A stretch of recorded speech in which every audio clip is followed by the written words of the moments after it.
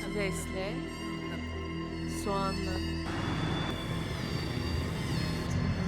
Casablanca, Afrika'nın batıya açılan modern yüzü. Bugün sizlerle bu videomda naneli çayın diyarı Fas'a gidiyoruz. Fas, resmi adıyla Fas Krallığı, Berberi, Arap ve Afrika kültürlerinin yüzyıllar boyunca iç içe geçtiği köklü bir medeniyet. Anayasal monarşiyle yönetilen ülkede Fas Kralı hem siyasi lider hem de müminlerin emiri sıfatıyla dini otoriteyi temsil eder. Fas Krallığı'nın resmi para birimi Fas dirhemidir ve bir Fas dirhemi 4.60 TL'ye denk gelmekte. Evet, artık hazırız. Bu arada şu anda Casablanca'da ikinci günüm. İlk videomda Casablanca içerisindeki bir günümü, yani ilk günümü neler deneyimlediğimi paylaştım. Ayrıca Casablanca'ya geliş sürecimi de orada anlattığım için sizler o videoyu izleyip bu süreç hakkında bilgi sahibi olabilirsiniz. Şu anda dünya turumda hepinizden desteğinizi bekliyorum arkadaşlar. Sizlerden ricam şu anda aşağıda beğen butonuna basarak bu videoyu beğenirseniz ve kanalıma abone olursanız çok sevinirim. Ayrıca telefondan izliyorsanız yorumlar kısmında Hipe kısmı var.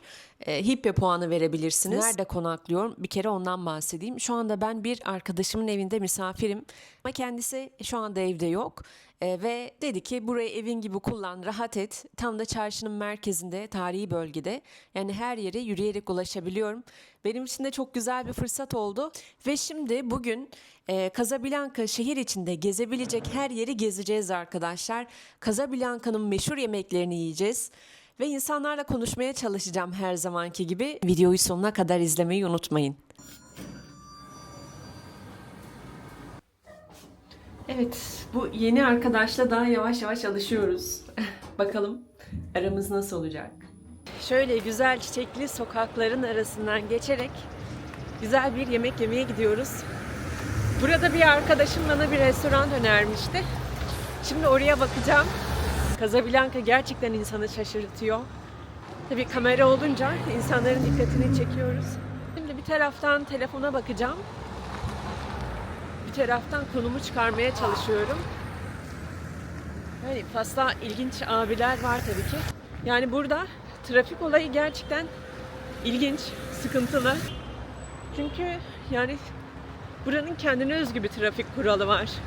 Mesela yaya ışığı yandığı zaman karşıya geçmem gerekirken arabalar benden daha hızlı geçiyor. Şu anda özellikle kendimi çekiyorum. Çünkü bu bölgede hani insanlar biraz daha resmi bir tavır sergiliyor. Ben buradan sola döneceğim. Hava birazcık soğuk. Şu anda Kasım ayındayız. Yol vermiyorlar. Bak şu an yolun bu tarafındayım. Şu karşıdan arabalar geliyor. Ben yine kenara kayacağım. Sağdan geliyor, karşıdan geliyor. Şuradan da geliyor. Sadece yola atlayarak geçebilirim. Şu anda bu ilginç sokaklardan da yürüyorum. Tehlikeli bir duruma denk gelmedim ama insanlar tabii burada dikkatli olmanız gerektiğini söylüyorlar. Burası da Fas'ın başka bir yüzü. Hadi bakalım.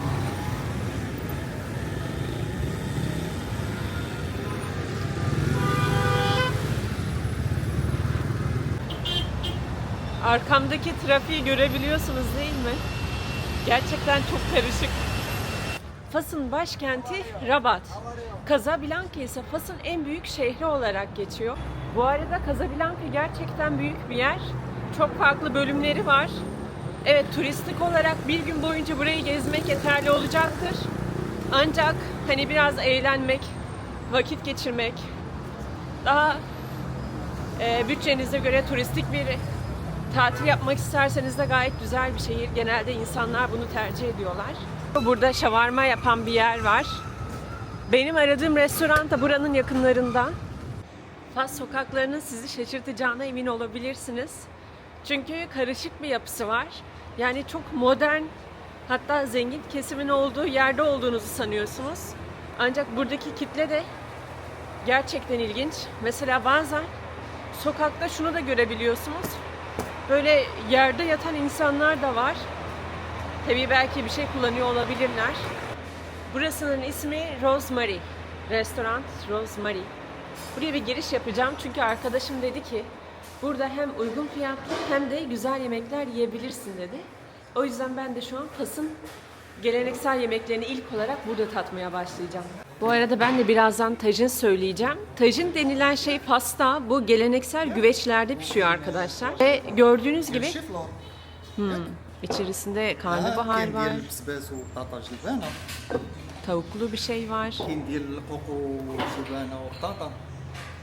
Tabii ben anlamıyorum, büyük olasılıkla bana söylüyor ama. Patatesli, soğanlı. Genelde et veya tavuk tajinler oluyor burada. Şimdi ben yemeğimi böyle tatlı bir yerde yiyeceğim. Burası gayet yerel bir restoran. Yani insanların girip çıktığı ve bir şeyler aldığını, sipariş ettiğini görebiliyorum burada. Burada genelde Fas içerisinde et tajin, tavuk tajin oluyor. Zaten içerisinde bol bol sebze oluyor. Fas'ta ilk tajini de deniyor olacağım. Evet, şöyle yemeğimiz geldi. Yanında böyle bir mercimek getiriyorlar bu arada. Şöyle güzel bir mercimek yemeği var. Ve asıl tajin dediğimizde bu arada. Şöyle güzel bir güveç. Açıkçası epey de doyurucu gözüküyor şu anda. İçerisinde patates var, bezelye var. Şu anda sadece sebze tajin deniyorum. Ve hemen şurada da bir mercimek yemeği görüyoruz. O halde afiyet olsun. Ve şu anda Fas'ın meşhur ekmeği de böyle. Sarı bir baharat var içerisinde. Yani şu anda klasik bir sebze yemeği yiyor gibiyim. Sebze güveç var gibi. Hafif olsun, en azından akşam başka bir yemek yerim diye düşündüm. Ama siz bunu normal bir menüde tavuk tercih etmenizi öneririm. Bu da mercimek yemeği. Bizim klasik yediğimiz mercimek yemeği sadece farklı olarak baharatı fazla ve içinde limon var. Ben de diyorum üzerinde sadece sebze var. Et içerisinde kalmış tabağın. Ve şu anda yediğim şey etli tajin. Yani şöyle büyük büyük et lokmaları görebiliyorsunuz içinde. Et çok yağlı değil bu arada. Yanında güzel bir sos da var ama çok acı. Şöyle sıcacık bir çayımızı içiyoruz sonra. Şöyle küçük bir çaydanlık, yanında da küçük bir tepsi içinde bardakla gönderiyorlar. Ve şimdi bunun size nasıl döküldüğünü göstereyim. Bunu böyle yukarıdan döküyorsunuz. Yapamadım. İçine döküyorsunuz arkadaşlar. Çünkü dün bunu restoranda böyle gördüm. Yaklaşık bir 3 kez bardağın içine boşaltıp şöyle yukarıdan. Bence epeyce bir köpürdü. Bu benim için ideal şu an.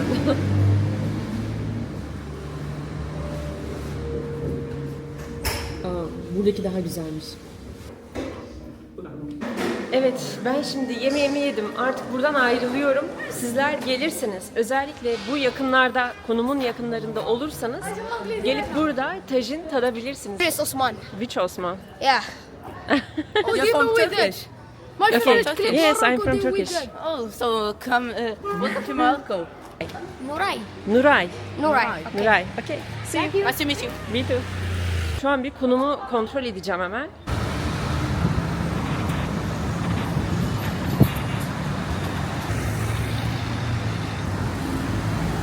Kafam karıştı, o kadar çok araba geliyor ki her yerden. Her yerden araba geliyor ya, 4 yerden. Hani bu kadar olamaz.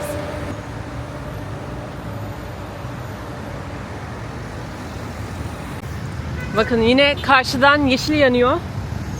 Geçebilir miyim? Geçebilirim. Sokaklar acayip güzel.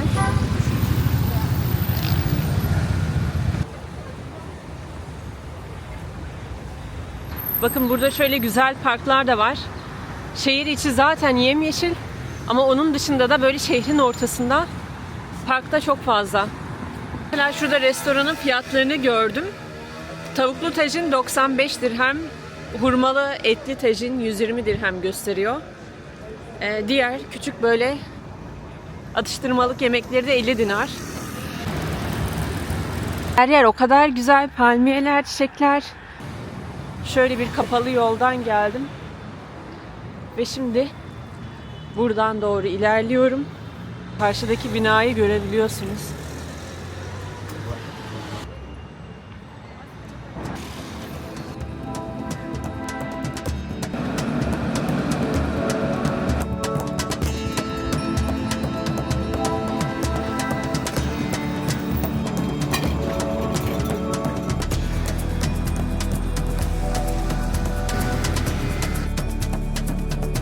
anda bulunduğum yer 5. Muhammed Meydanı olarak geçiyor. Burada bir saat kulesi var. Şöyle güzel bir meydanın ortasında bir havuz var. Etrafında bol bol kuşları görebiliyorsunuz.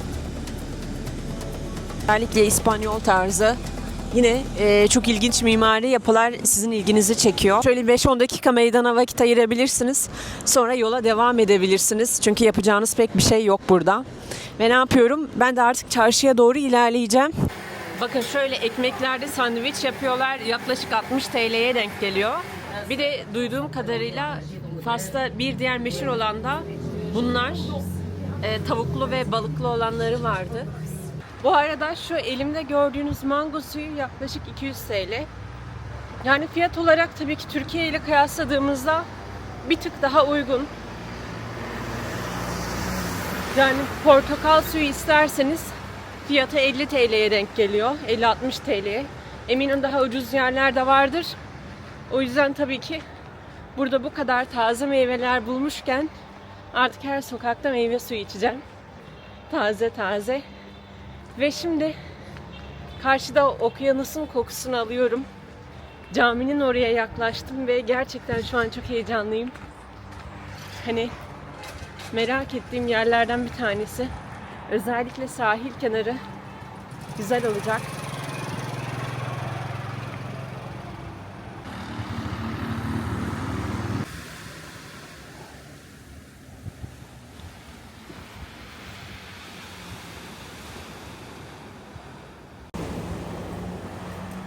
Epeyce bir yol yürüdüm.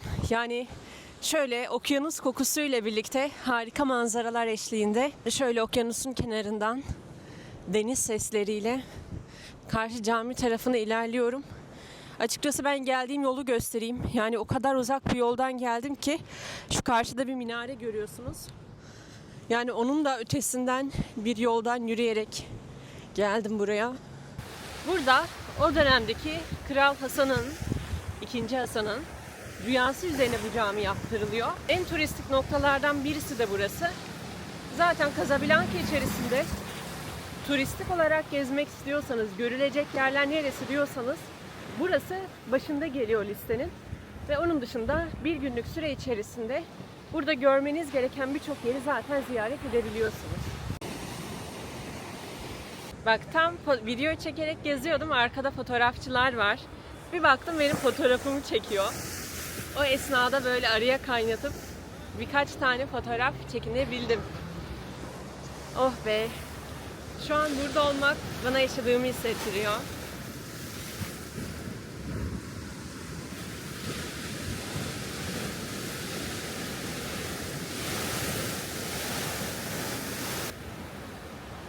Bakalım camiden içeri alacaklar mı? Öğle saatlerindeyim ama burada girişler gerçekten sıkıntı. Çünkü içeri girmek istediğiniz zaman direkt almıyorlar. Yani yabancı olup olmadığınızı soruyorlar.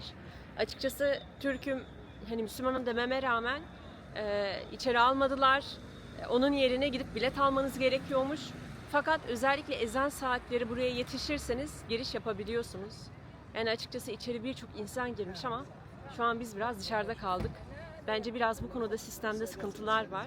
Bu cami Casablanca'nın en meşhur yapılarından bir tanesi ve buranın şöyle bir özelliği var. Dünyadaki en yüksek minareli camilerden birisi olarak geçiyor. En büyük camilerden bir tanesi hatta. Bu cami 30 Ağustos 1933 yılında resmi olarak ibadete açılmış. Aynı zamanda bu minarenin şöyle bir özelliği var.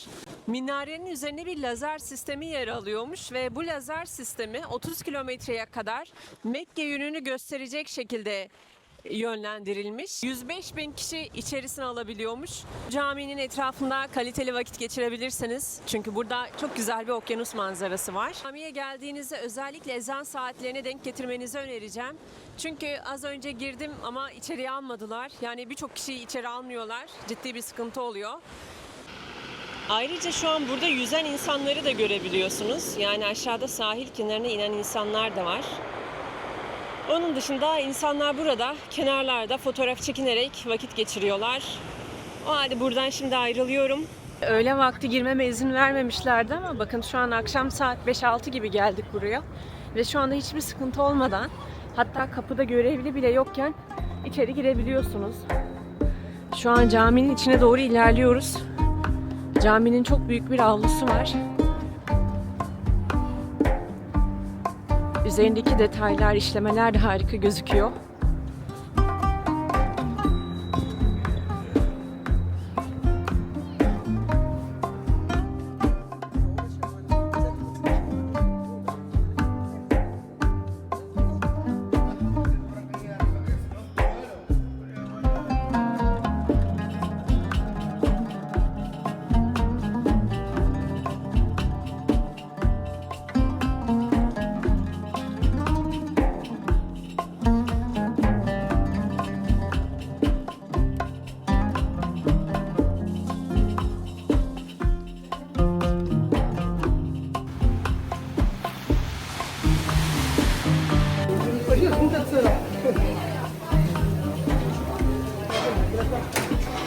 Burada sanıyorum sosisli, etli, yumurtalı, pizza, ekmek arası.